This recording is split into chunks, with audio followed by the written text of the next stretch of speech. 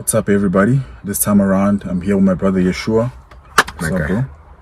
And today we're going to be speaking about worldly music and the effects it has on your life. So first of all, before I go any further, I just want to let you guys know, not all music that's not Christian music is bad. There are artists out there that are talking about self-improvement. They're talking about the welfare of other people. You just need to be conscious about what you're listening to. You need to be conscious about what you're letting in. Because I can use a silly example. Someone that eats McDonald's every day, their body is going to show. That person's not going to be healthy. It's the same with the soul. If you're going to feed the soul with music that speaks about money, drugs, and sex, your life will show. Your thoughts will tell. And you're going to act out on those thoughts. People can be dealing with many things. People can be dealing with lust.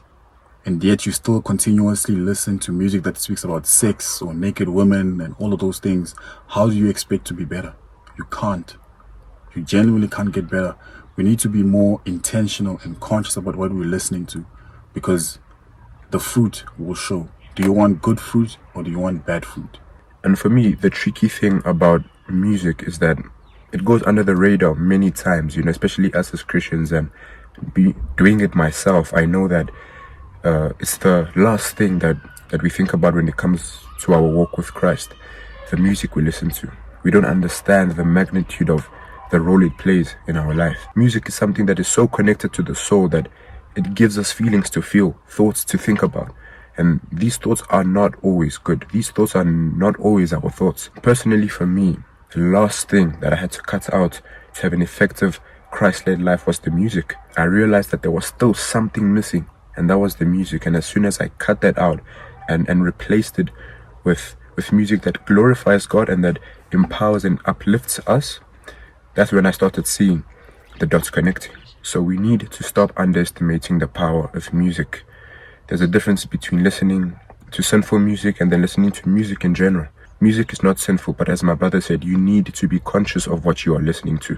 That is a must. You don't have a choice. Okay, I'm not gonna lie. This is something that's not easy. It's something that's very difficult, because for me, personally, I used to listen to that worldly music.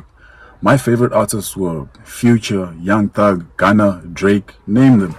I used to turn up to that music because it's proper, it's vibey.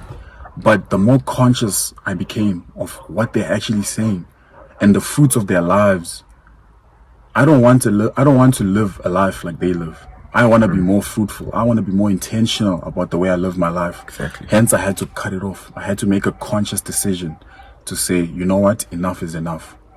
Now I'm focusing on music that empowers the body, empowers the mind, and is more fruitful, is more beneficial for my walk with Jesus.